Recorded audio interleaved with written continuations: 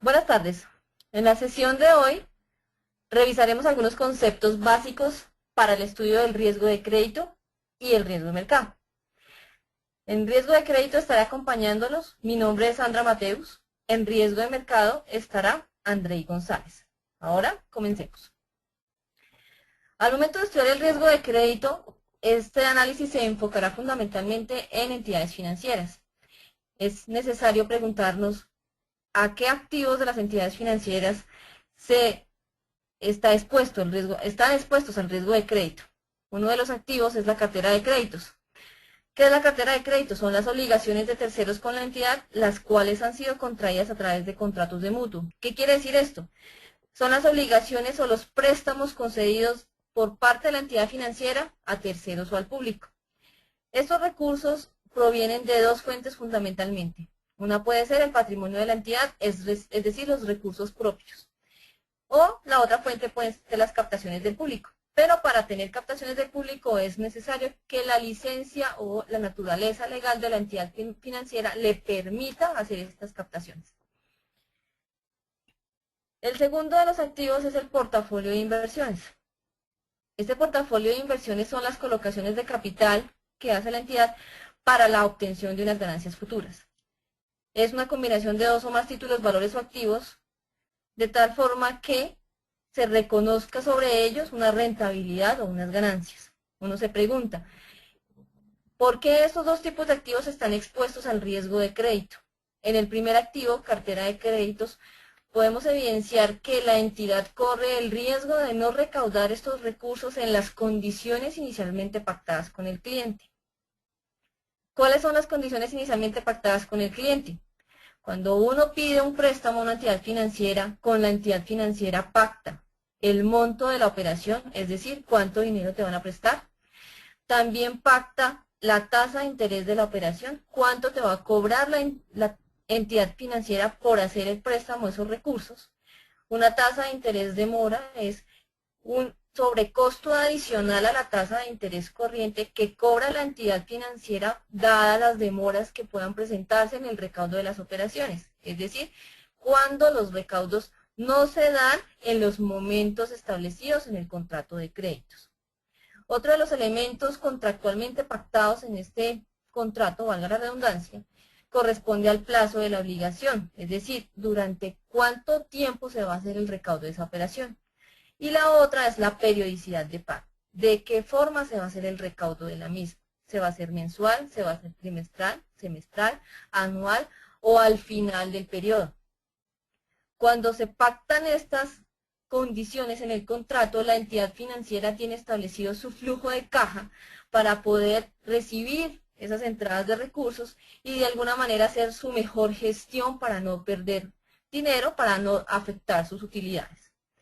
Cuando alguno de estos elementos contractualmente pactados no se cumple debido a una incapacidad del cliente de atender las operaciones, ya sea por capacidad de pago o por eventos externos, entonces decimos que puede haber presencia de un incumplimiento. El incumplimiento entonces no solamente es el no recaudo de la operación, sino el recaudo en unas condiciones imperfectas, es decir, diferentes a las inicialmente pactadas en el contrato de crédito, las cuales le van a generar un deterioro de los activos de la entidad o de los ingresos de la misma. Por eso, este activo está expuesto al riesgo de crédito. Ahora bien, cuando hablamos de portafolio de inversiones, podemos observar que a pesar de que nuestras operaciones de inversión, nuestras operaciones, ya sea por bolsa o por algún sistema transaccional, están completamente reguladas, se corre el riesgo de que nuestra contraparte no cumpla perfectamente con esas negociaciones que hemos establecido. Allí también podemos estar expuestos entonces a un riesgo de crédito. Es decir, y en síntesis, que el riesgo de crédito no es exclusivo de la cartera de créditos, sino que también se puede presentar en el portafolio de inversiones. Durante estas sesiones nos dirigiremos exclusivamente al riesgo de crédito inherente a las carteras de crédito.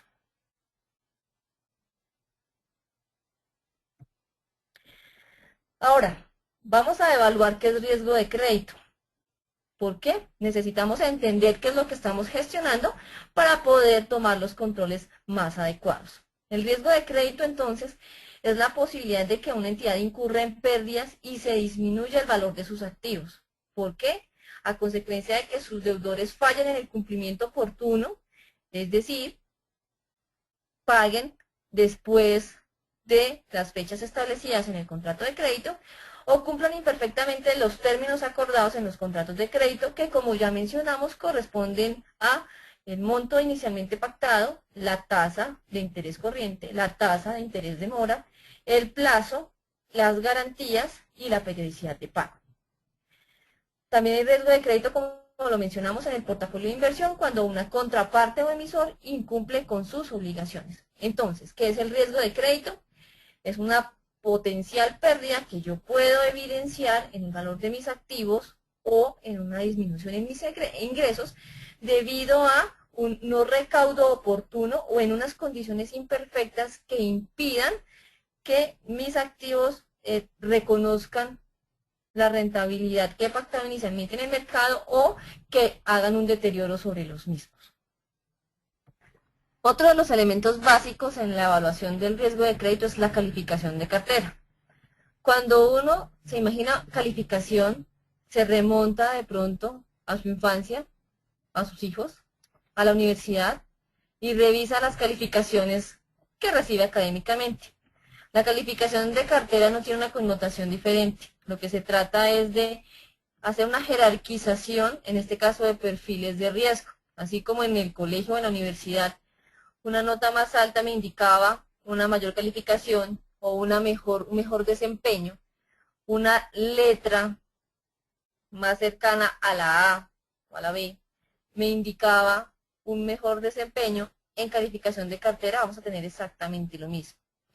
Una calificación se puede mostrar, connotar con letras o también con números. En Colombia es muy común que trabajemos las calificaciones con las letras A, B, C, D y E. Esta calificación, como lo mencionaba anteriormente, no es más que una jerarquización del riesgo de crédito. Entre más riesgo de crédito esté presente, entre más incertidumbre tenga, entre mayor sea la probabilidad de incumplimiento de una operación, tendrá una menor calificación.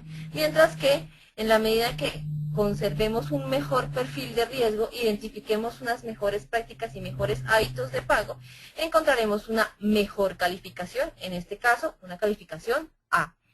Y un perfil de riesgo con incumplimientos lo tendremos calificado entonces con la letra E.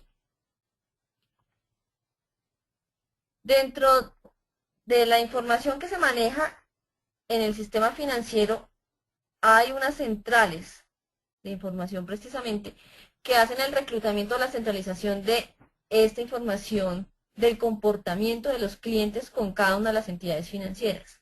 Es así que cada una de las entidades hace un reporte mensual a estas centrales de riesgo, de tal forma que ellas puedan tener la centralización y el control de lo que está sucediendo con esos clientes en todo el sistema financiero. En Colombia esas centrales de riesgo se llaman CIFIN y ATECrédito.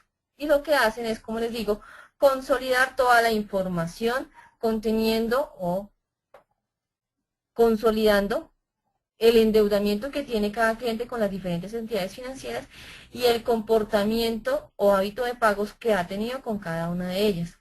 Estas centrales de información son o suministran una información muy útil al momento de hacer análisis de crédito, ya que podemos identificar si un cliente ha tenido malos hábitos de pago, malos comportamientos, moras o malas calificaciones en este caso, con alguna o más entidades financieras y podemos estar soportando mejor nuestra decisión de crédito.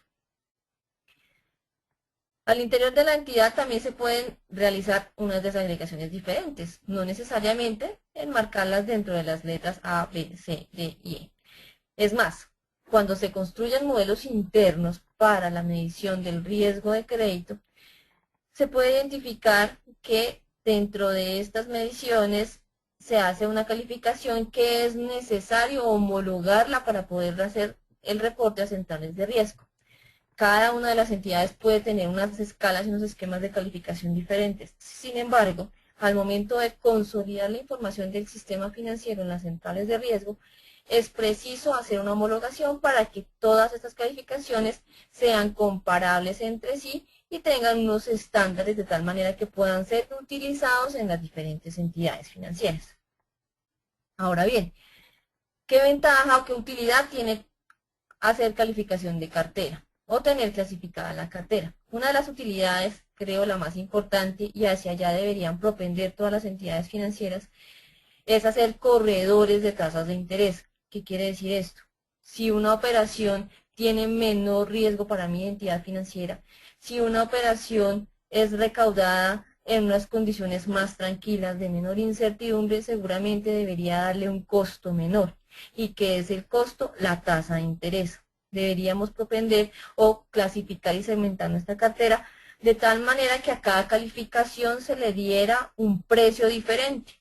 El acceso de un cliente calificado en a una oferta o a una operación financiera, a una operación de crédito, debería ser mucho menos costoso, tener una tasa de interés menor en comparación con un perfil mucho mayor.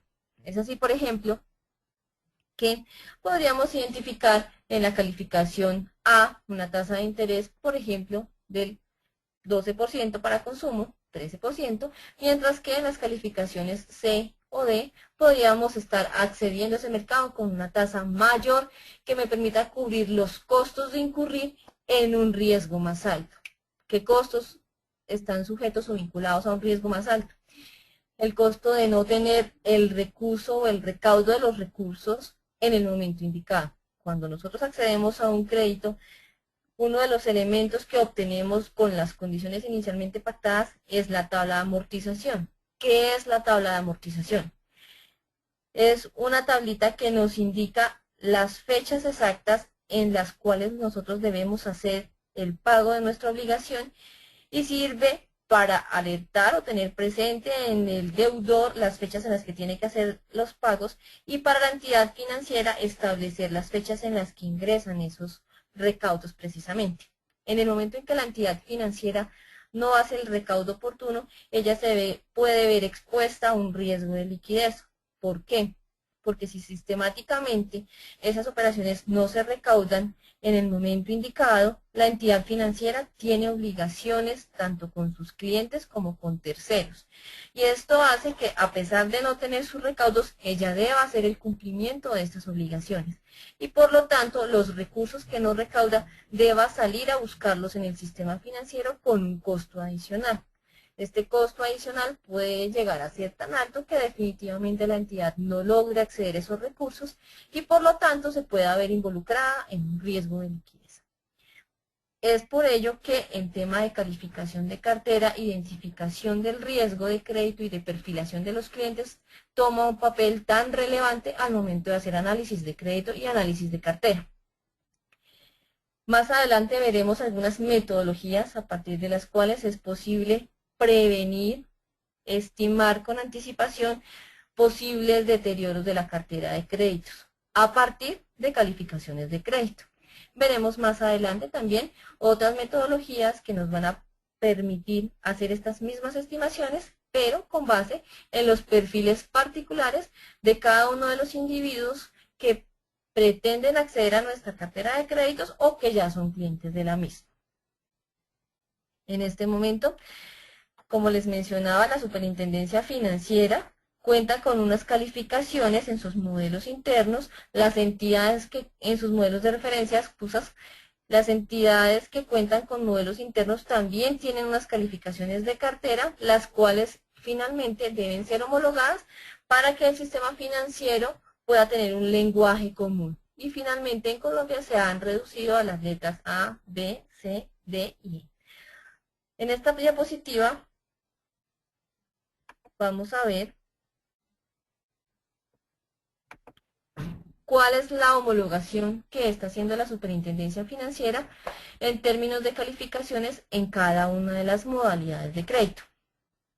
Cuando una entidad particular vigilada construye sus propios modelos internos, debe hacer primero una segmentación por modalidad de crédito. La definición de estas modalidades la vamos a ver un poco más adelante. Por ahora podemos identificar, por ejemplo, en la medida que incrementa la letra, que avanza la calificación, tenemos que estos números también van incrementándose. Ahora, ¿qué representan estos números? Estos números son las probabilidades de incumplimiento de cada una de las operaciones. ¿Qué quiere decir esto? Que si dentro de mi modelo interno se observa que la probabilidad de incumplimiento está entre 0 y 3.11, mi cliente va a quedar calificado como AA. Si en modalidad comercial, con base en mis modelos internos, yo tengo una calificación entre 3.11 y 6.54, la calificación de mi cliente debe corresponder a calificación A y así sucesivamente hasta que la probabilidad de incumplimiento sea de 89.89 o más hasta 100 puntos, cuya calificación en ese caso sería E. Y así para cada una de las diferentes modalidades de crédito. Esto abre dos puertas. Una es, al momento de utilizar los modelos de referencia, entiéndase modelos de referencia como las metodologías establecidas y reglamentadas por la Superintendencia Financiera para poder construir o estimar nuestra pérdida esperada con base en tres elementos que son la probabilidad de incumplimiento, la exposición y la tasa de recuperación de las garantías. Y la otra es a través de modelos internos que pueden ser construidos con metodologías de reconocido valor técnico que vamos a ir viendo en la medida que se desarrollen los siguientes cursos. Y también pueden generar metodologías con base en esos resultados para poder hacer una adecuada segmentación o calificación de cartera, cuyo objetivo, repito, es poder principalmente estimar o identificar cuál es el costo óptimo que se le debe cobrar al cliente por el acceso a esos recursos y adicionalmente va a también permitir fijar o establecer políticas de crédito que permitan hacer organizadamente la colocación de nuevas operaciones y administrar en la cartera de crédito las operaciones que han sido previamente colocadas. Pero bueno, dentro de todo lo que hemos mencionado de calificación de cartera, recurrentemente hay un término que hemos mencionado y es el término incumplimiento. ¿Qué se entiende por incumplimiento? Entonces, cuando hablamos de incumplimiento, de repente seguramente estamos asociándolo con días de mora. Pero la pregunta es, ¿incumplimiento será cuando yo tenga un día de mora, 2 días de mora, 5 días de mora? ¿Qué punto de la mora se define como incumplimiento? No necesariamente una operación que tenga un día de mora es una operación incumplida. Si bien sí es una operación en mora, no necesariamente es incumplida. ¿Por qué? Porque al cliente le pudo haber sucedido algún evento de riesgo externo de poca importancia que hizo que precisamente ese día, pese a tener la voluntad y los recursos, no le fue posible hacer la consignación o el pago de su obligación. Por lo tanto, no podríamos hacer el provisionamiento de 100% del valor de esa operación, dado que tenemos una alta probabilidad de que ese recaudo se dé en los siguientes días y que realmente los recursos no se pierdan. ¿De acuerdo? En ese sentido, cuando hablamos de incumplimiento, hablamos de cuál es la probabilidad de no recaudo definitivamente de esos recursos. Y el no recaudo se puede ver en varias formas. Veremos entonces. El no recaudo se puede ver tanto por días de mora, cuando ya el cliente tiene una edad avanzada de mora, es necesario identificar el umbral, hasta dónde sí está cumplido, hasta dónde no, y por lo tanto es incumplido. Y también está ligada a, como les mencionaba hace un momento, el cumplimiento de las condiciones inicialmente pactadas en el contrato de crédito. Vamos a salir un poco de una utopía a la cual siempre de repente hemos tenido en la mente o hemos forjado a través del pasar del tiempo. Y es que el incumplimiento únicamente es días de mora. Pero observen ustedes este ejemplo. Podemos tener un caso en el cual un cliente no tenga ni un día de mora, pero se acerca a la entidad financiera a solicitar que le cambien las condiciones de su contrato de créditos porque en esas condiciones el pago de la obligación se va a dificultar, se va a demorar o definitivamente no se va a lograr. Supongamos un agricultor que tiene sembrado una gran extensión de tierra y recibe más agua o lluvias en el momento en que no lo esperaban. Si su cosecha se echa a pique, obviamente, los pactos en los cuales estaba, el pacto de las condiciones inicialmente establecidas no se va a cumplir, dado que hay un evento externo que lo puede estar afectando. El cliente, pese a no estar en mora, puede acercarse entonces a la entidad financiera a solicitar una reconsideración y un cambio en las condiciones contractualmente pactadas, lo cual recibe el nombre de reestructuración. Y esta reestructuración puede darse, como estamos viendo, en una situación en donde el cliente aún no ha entrado en mora. Por tal razón, no es cierto que los incumplimientos estén asociados a mora. Los incumplimientos pueden estar asociados entonces a mora o también a efectos externos, a eventos externos, o a un deterioro en la capacidad de pago del cliente que hace que presente situaciones como esta, una reestructuración, un castigo de cartera, entrar en una ley 1116 o ley de insolvencia que impide o demora el recaudo de las cuotas adeudadas por el cliente, o puede sencillamente entrar en una dación en pago si ha suministrado una garantía real. Entonces, en estos casos se observa que no necesariamente la mora es la única que nos da la pauta para identificar si una operación está incumplida o no. Entonces, aquí estamos dando una descripción muy breve, un resumen muy breve de lo que es el incumplimiento. Estamos viendo que es el estado en el cual un cliente, mostrando un estado inicial de deterioro, tiene una mayor probabilidad de continuar deteriorándose en comparación de recuperarse. Aquí este concepto está ligado directamente con los días de mora. ¿Qué quiere decir eso? Si desagregamos un poco esta oración, vemos que estamos hablando de un estado inicial de deterioro. Yo tengo un cliente que ya tiene un día de mora, 2 días de mora. En la medida en que se establece que el cliente tiene una propensión mayor a continuar deteriorándose en comparación de recuperarse, allí podemos establecer que el cliente es incumplido. Incumplido por cuál de los ítems o cuál de los elementos por días de mora. Entonces es uno de los elementos, como dije anteriormente, no el único. ¿Por qué? Porque el incumplimiento también se asocia con una modificación de las condiciones inicialmente pactadas en el contrato de crédito. Esto se llama ¿cómo? Esto se llama una reestructuración de crédito. ¿Y por qué se puede dar una reestructuración de crédito? Debido a la incapacidad del cliente de atender sus obligaciones, ya sea por un deterioro en su capacidad de pago o por eventos externos que hacen que el flujo de caja del cliente y los tiempos en los cuales puede recibir esos ingresos se alteren y no coincidan con los tiempos en los que se debe hacer el recaudo de la operación. También se definen como incumplimiento las daciones en pago, como les mencionaba anteriormente, que es cuando un cliente entrega una garantía real que ya ha sido previamente constituida a favor de la entidad financiera a cambio del no pago de la obligación, las reestructuraciones y los castigos de cartera.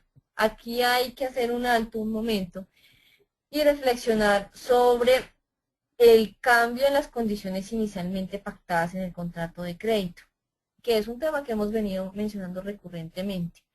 ¿Por qué hay que tomar un alto y hacer una reflexión? Porque en ocasiones somos nosotros como entidad financiera quienes nos acercamos al cliente a ofrecerle un cambio en las condiciones, un cambio en las condiciones que le favorezca al cliente debido a que recurrentemente ha tenido un buen comportamiento de pagos con la entidad, debido a que en su momento se le suministró una tasa de interés mayor y frente a la competencia estamos en desventaja, por lo cual el cliente pudo haber manifestado su interés de cambiarse de entidad financiera y para fidelizarlo hemos decidido ofrecerle un cambio de condiciones o simplemente porque consideramos que el cliente es muy bueno y que puede hacer uso de un mayor volumen de recursos y por lo tanto podemos darle unas condiciones más favorables. Esto se llama fidelización del cliente.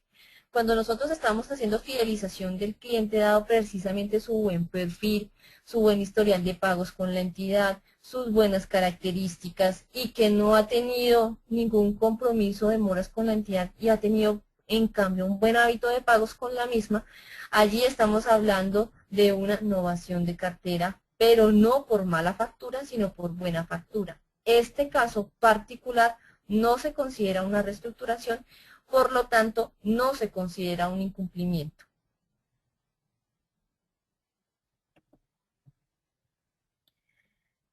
Ahora, como ya conocemos qué es incumplimiento, entonces podemos hablar de pérdidas esperadas o provisiones. ¿Qué son las pérdidas esperadas? Como ustedes ven en esta diapositiva, aquí hay una alcancía dibujada y las pérdidas esperadas o las provisiones son exactamente eso, una alcancía cuyo objetivo fundamental es hacer un ahorro para mitigar las posibles pérdidas o posible deterioro de la cartera que se puede presentar debido a condiciones adversas en el recaudo de las operaciones que tiene la entidad financiera. Esta es su alcancía o su colchón de seguridad. Por lo tanto, es necesario hacer una adecuada estimación de las pérdidas esperadas o de las provisiones. ¿Por qué? En caso de que tengamos unas pérdidas esperadas mayores a las necesarias, podemos exponernos a tener unos recursos congelados que podrían estar surtiendo o generando una rentabilidad mayor si se colocaran dentro de la operación o dentro del negocio. Por su parte, si tenemos unas pérdidas esperadas subestimadas o por debajo del deseable, por debajo de lo real, podemos estar entrando a descubrir la cartera. ¿Qué quiere decir eso? Que ante unas eventuales pérdidas, el recurso que se ha ahorrado no es suficiente para cubrirlas, por lo tanto, es necesario que la entidad coloque parte de su capital para sufragar estas pérdidas, para sufragar estos deterioros en el activo. Entonces, para el cálculo de las pérdidas esperadas, se hace uso de tres elementos fundamentales. Un elemento es la probabilidad de incumplimiento, el otro elemento es la exposición del activo y el otro elemento es la pérdida esperada del valor del activo dado el incumplimiento. Vamos a ver un poco en detalle qué es cada uno de ellos. Aquí, como lo mencionábamos antes, decimos que la pérdida esperada es un ahorro que realiza la entidad para protegerse de eventuales deterioros en la calidad de la cartera. Vamos a ver en detalle cada elemento.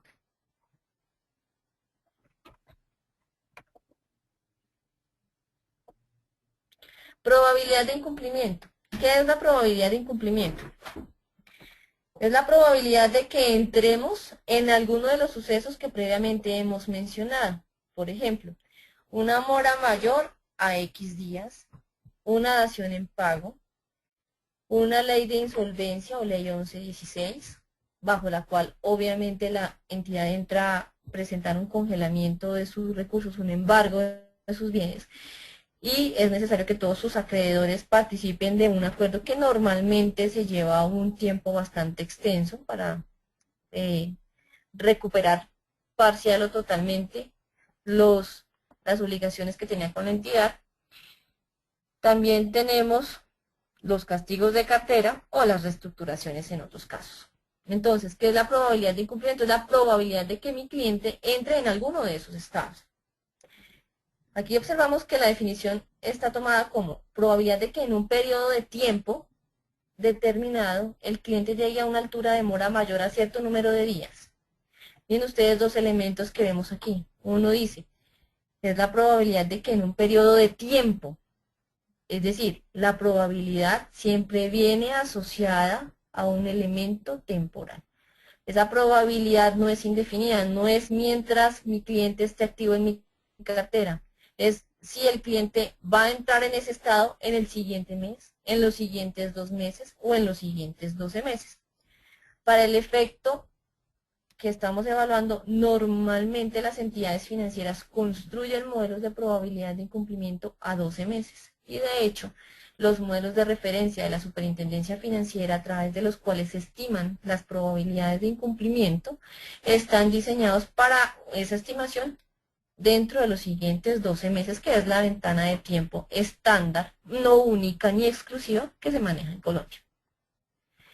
El segundo elemento que vemos aquí es la probabilidad de que en un periodo de tiempo determinado el cliente llegue a una altura de mora mayor a cierto número de días. Entonces ya entra uno a preguntarse, como lo veíamos anteriormente, a partir de cuántos días el cliente entra en default.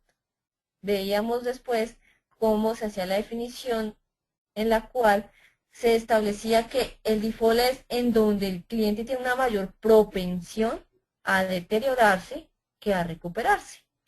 Esto quiere decir que vamos a requerir de metodologías estadísticas para identificar en dónde, en qué punto de corte, en qué intervalo de días de mora ese cliente tiene esa mayor propensión al deterioro que a la recuperación. Eso también lo veremos en el capítulo siguiente cuando hagamos las aplicaciones de todos estos elementos combinados con metodologías estadísticas. Exactamente cuando veamos matrices de transición aplicadas a la administración del riesgo de crédito. Adicional a esos dos elementos hay unos elementos adicionales. Dice, después de que entre en cierto número de días de mora, puede ser que el cliente presente un proceso de reestructuración en su obligación o que a pesar de no tener días de mora, presente un proceso de reestructuración en su obligación. Esto obedece al ejemplo que colocábamos hace un rato, en el cual el cultivador tiene toda la intención de pagar, pero dadas las lluvias sabe que su cosecha se ha arruinado y por lo tanto no va a tener los recursos suficientes para atender las operaciones y los vencimientos de las cuotas en los tiempos establecidos.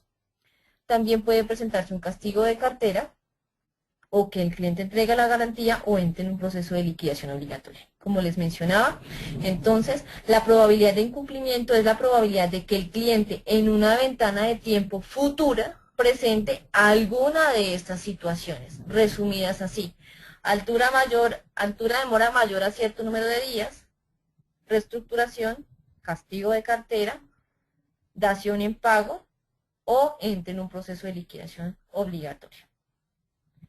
El segundo elemento que hace parte de la pérdida esperada es la exposición del activo. ¿Qué es la exposición del activo? Es la suma de la deuda total del cliente con la entidad financiera. Cuando uno está haciendo el análisis, normalmente tiende a sesgarse y a pensar que la deuda del cliente obedece únicamente al saldo capital que me adeuda. Sin embargo, la deuda del cliente con la entidad financiera es mucho mayor. Vemos que el cliente le debe a la entidad los intereses corrientes, el cliente le debe a la entidad los intereses de mora. Si se ha entrado en un proceso de cobro jurídico, el cliente le va a deber a la entidad esos gastos u honorarios por el abogado. Si el cliente adicionalmente ha contratado seguros u otros gastos, también se los va a deber a la entidad financiera. Y si hay comisiones de por medio, también se las debe. Todos estos elementos hacen parte de la exposición. La entidad financiera está expuesta o es vulnerable en la cantidad o en el agregado de estos ítems, que es finalmente la deuda total del cliente con la entidad. Este es el segundo elemento. El tercer elemento de la pérdida esperada, entonces, es el valor del activo dado el incumplimiento. Resulta que siempre que hacemos un contrato de crédito, nosotros recurrimos a algo más que la buena voluntad del cliente para el recaudo de las operaciones. Seguramente si consideráramos que la voluntad del cliente y su palabra es lo único que tenemos para hacer el recaudo de la operación, muchas de las entidades financieras no existieran, ya sea porque no les interesa entrar en ese riesgo o porque la falta de palabra de algunos clientes las hubiera llevado a la quiebra hace mucho tiempo. ¿Qué quiere decir esto? Que afortunadamente las entidades financieras cuentan con unos mecanismos de motivación o de convencimiento a los clientes, de tal manera que ellos accedan o tengan una, como les digo, motivación para hacer el pago de sus obligaciones. Esas, entre comillas, motivaciones son las garantías. Las operaciones siempre tienen una motivación adicional para el recaudo de las mismas. Y estas garantías pueden ser reales o personales. ¿Qué es una garantía real? Una garantía real es cuando se entrega un activo o se consigna o se endosa, o se pignora, o se hipoteca un activo para garantizar precisamente el recaudo de esa operación, de tal forma que si los flujos de caja del cliente hacia la entidad financiera no se presentan, la entidad financiera pueda hacer uso de esa garantía, pueda materializar o liquidar esa garantía para hacer el cobro de la obligación que se le adeuda a ella. Y la otra puede ser o es la garantía personal. Esta garantía personal es cuando ustedes llevan a su amigo, a su familiar, a su conocido, para que él preste su nombre como aval o como fiador o como deudor solidario de la operación, de tal manera que si usted no hace el pago de la obligación, es esta persona que usted ha llevado para garantizar la operación quien realmente puede terminar pagando la misma. Hay diferentes tipos de garantías personales. Hay algunas garantías en las cuales el deudor tiene las mismas condiciones y los mismos deberes que esa garantía personal. En este caso estamos hablando de un deudor solidario. El deudor solidario tiene el mismo estatus que el deudor principal, las mismas obligaciones y, entre comillas, la persecución de esa garantía o el cobro cuando la operación entra en mora se hace indistintamente sobre el deudor o sobre el deudor solidario y los dos solidariamente responden por obligación en las mismas condiciones. La otra garantía es la fianza o es el aval. Cuando tenemos fianza o en avales tenemos algunas restricciones. Por ejemplo, es necesario que la entidad financiera demuestre que ha hecho toda su mejor gestión haciendo el cobro primero sobre el deudor principal para luego tener acceso a los fiadores o a los avalistas. Estas son las garantías personales. Pero, adicionalmente, hay un elemento que nosotros tenemos presente en todas las operaciones y que no es una garantía como tal a la luz de lo reflejado en el Código de Comercio, a la luz de lo establecido en el capítulo 2 de la Circular Básica Contable y Financiera 100 del 95, que es en donde se establecen las reglas del sistema de administración del riesgo de crédito en Colombia, por ejemplo. Y es que todas las operaciones están respaldadas por un pagaré firmado con su carta de instrucciones. Todas las operaciones de mutuo realizadas por entidades vigiladas en Colombia, adicional a las posibles garantías reales o personales que tenga la operación, siempre hay de por medio un pagaré firmado. ¿Qué quiere decir esto? En todas las operaciones tengo un pagaré firmado y en algunas particulares podría tener una garantía real o una garantía personal. Este pagaré, pese a que no es como tal una garantía, sí ejerce esta motivación de la que estamos hablando. ¿Por qué? Porque la persona que tiene la deuda con la entidad financiera sabe que este documento ejerce un mérito ejecutivo o un mérito legal de tal forma que si no paga, a él se le puede establecer una demanda, se le puede entablar un proceso judicial a través del cual finalmente la decisión sea que tiene que hacer el pago de los recursos. Y todo este proceso genera unas manchas en su hoja de vida, en su historial y obviamente también en centrales de riesgo. Eso hace que esta motivación me ayude a hacer el recaudo de las operaciones, diferente a si no tuviera ni el pagaré ni las garantías reales. Dependeríamos en ese caso de la palabra del cliente y como les digo, seguramente muchas entidades financieras, no solo en Colombia, sino en el exterior también, no existirían hoy en día. Entonces aquí tenemos el pagaré soportando todas las operaciones financieras, garantías reales como una hipoteca, como una prenda sobre un vehículo o alguna maquinaria y tenemos nuestras garantías personales. Y este es el tercer y último elemento. Ahora bien, ¿cómo engranan estos tres elementos dentro de la pérdida esperada?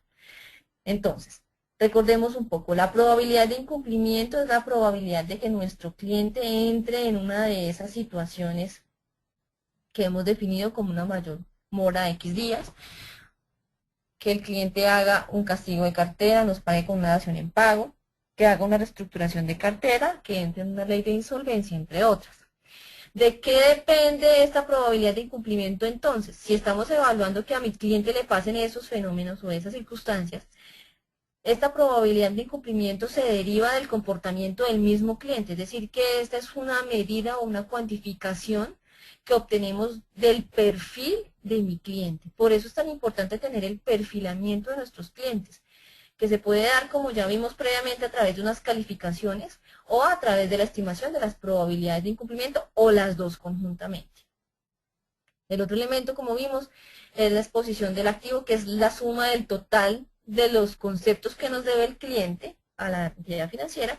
Y el último es la pérdida esperada del valor del activo dado el incumplimiento. ¿Cuál es el valor del activo? El valor del activo es la garantía que se está recibiendo y que está respaldando cada una de esas operaciones. Ya vimos que las garantías pueden ser reales o pueden ser personales.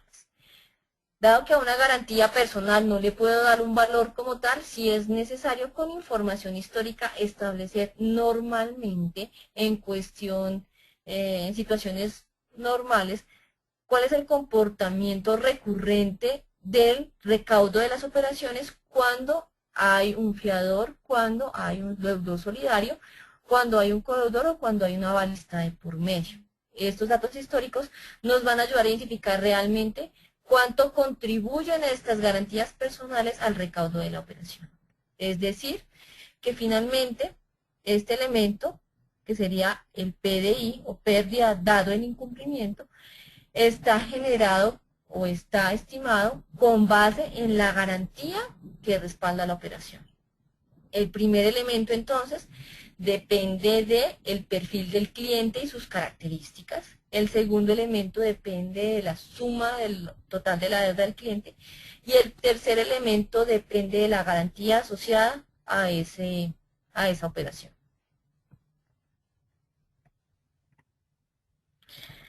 Bueno, esto es finalizando esta parte para entender lo que vamos a desarrollar más adelante, y es cómo se calculan estas provisiones, estas pérdidas esperadas, qué son y bajo qué elementos se pueden calcular, qué insumos necesito para poderlas calcular o estimar. Bien, otro de los elementos, otro de los conceptos básicos en la administración del riesgo de crédito son las modalidades o tipos de crédito. ¿Qué es una modalidad o un tipo de crédito? Es una clasificación que se hace de la cartera de créditos dependiendo del destino de los recursos. Cuando la gente me pide la plata como entidad financiera, viene y me pide unos recursos, lo primero que se le pregunta es ¿para qué los quiere? En la medida en que sabemos para qué los quiere, establecemos entonces la modalidad. ¿Y por qué es tan importante saber para qué los quiere? Porque el hecho del destino de los recursos me va a marcar a mí de primera mano unos perfiles diferentes de riesgo de crédito.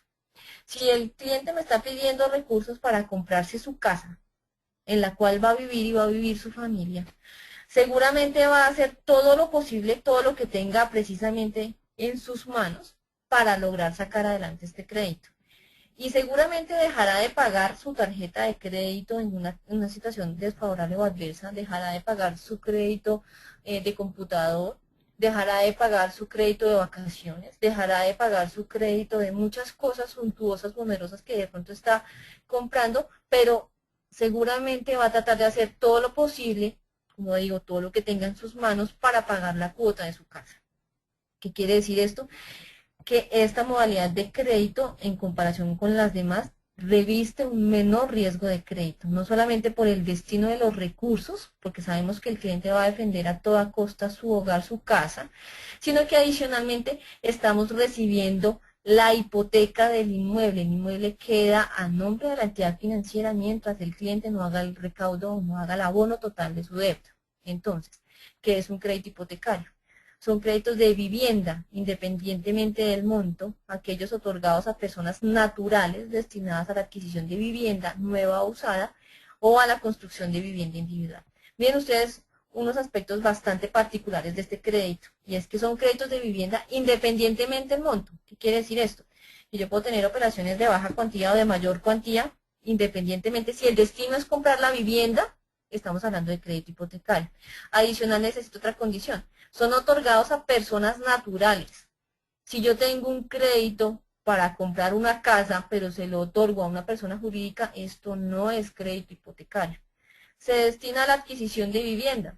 Si yo tengo una persona natural que me pide un crédito, pero se quiere comprar una oficina, eso no es un crédito hipotecario.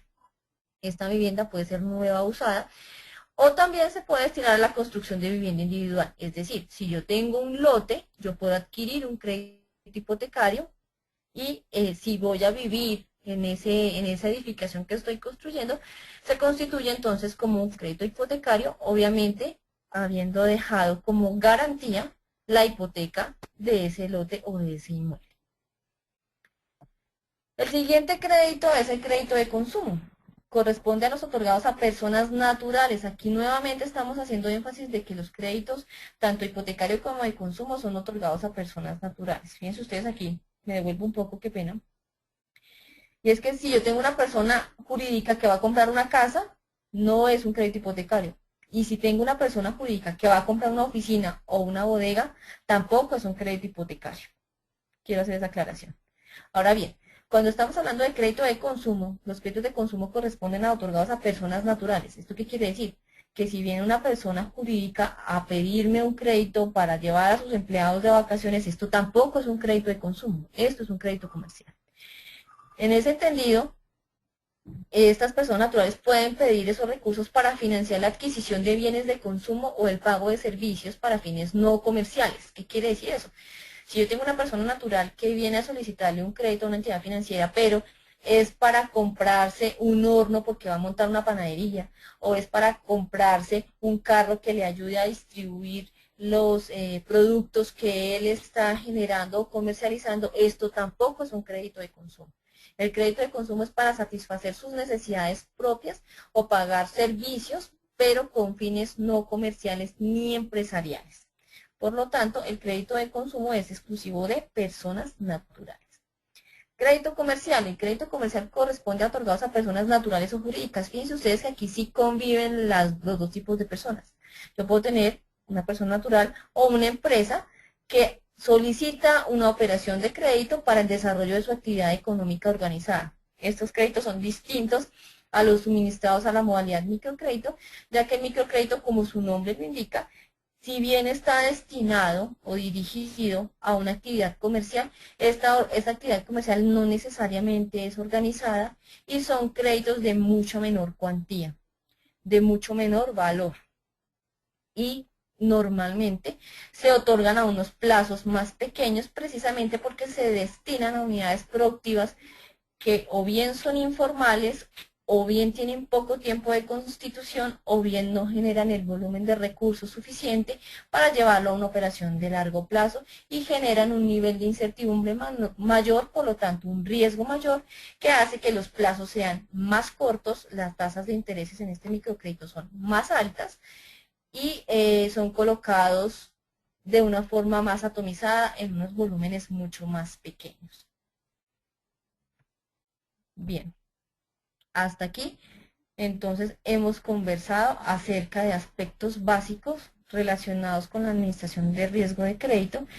Básicamente son temas que debemos tener como base bien fundamentados para poder continuar con el desarrollo de los temas que siguen a continuación, que están pues mucho más enfocados a la construcción de modelos, ya sea econométricos o estadísticos, con el fin de hacer la estimación de esas pérdidas esperadas que, como veíamos, van a ser la alcancía o el colchón a partir del cual la entidad va a lograr protegerse ante una eventual deterioro de su cartera o una situación adversa que impida el recaudo oportuno de sus obligaciones financieras. Más adelante veremos entonces la aplicación de todos estos elementos, como les digo, a metodologías estadísticas que pretenden solucionar problemas de cuantificación, de medición del riesgo de crédito, ya sea en el momento del otorgamiento de crédito o sea, en el momento de suministrar recursos nuevos a una persona natural o jurídica, o en el momento del mantenimiento o monitoreo de la cartera, es decir, cuando el crédito ya ha sido colocado y necesitamos establecer si en las condiciones que se pactaron las obligaciones son recuperables o no en el tiempo. Bien, a continuación nos va a acompañar entonces Andrei González, quien les va a hacer también una exposición de elementos fundamentales que vamos a requerir para el desarrollo de los temas que a continuación siguen de riesgo de mercado. Son temas también, o son conceptos también que requerimos como base para poder continuar con el análisis y la aplicación de metodologías para la identificación, medición y control del riesgo de mercado. Los dejo entonces en compañía de André González.